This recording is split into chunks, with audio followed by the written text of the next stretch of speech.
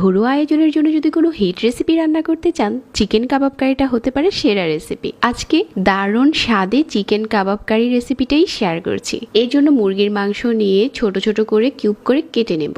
এই মাংসের টুকরোগুলো ম্যারিনেট করে নেব। গুঁড়া মশলার মাঝে নিয়েছি আমি মরিচ, হলুদ ও ধনিয়ার গুঁড়া। এখানে আমি দিয়ে দিচ্ছি গরম মশলার গুঁড়া 1 চা চামচ, 1 চামচ করে দিয়ে দিচ্ছি আদা আর রসুন বাটা, আর সাথে দিয়ে দিচ্ছি 1/2 চা চামচ লবণ, 1 চা চামচ সয়া সস আর 1 টেবিল চামচ টমেটো সস, 1 টেবিল চামচ কর্নফ্লাওয়ারও দিয়েছি, আর সাথে 1 টেবিল চামচ টক দই।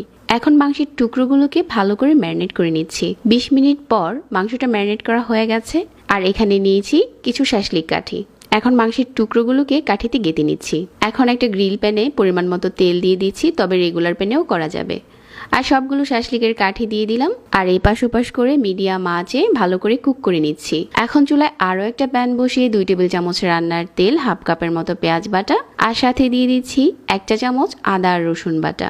গরম মশলার গুঁড়া দিয়েছি এখানে 1/2 চা চামচ। এখন 1/4 চা চামচ হলুদ গুঁড়া আর 1/2 চা চামচ লাল মরিচের গুঁড়া, 1/2 চা চামচ দিয়ে দিচ্ছি ধনিয়ার গুঁড়া, 2 টেবিল চামচ টক দই দিয়েছি এখানে। তারপর এখানে 2 টেবিল চামচ টমেটো সস দিয়েছি, আর দিয়ে দিচ্ছি 1 কাপ তরল দুধ, স্বাদ মতো লবণ অ্যাড করে দিয়েছি। আর এই পর্যায়ে হচ্ছে যে শাসলিক কাঠিগুলো আগে থেকে কুক করে রেখেছিলাম এগুলো দিয়ে দিচ্ছি উপরে, আর দিয়ে দিচ্ছি ধনেপাতা কুচি আর কাঁচামরিচ কুচি। একটু নেড়ে চেড়ে চুলা থেকে নামিয়ে নিচ্ছি।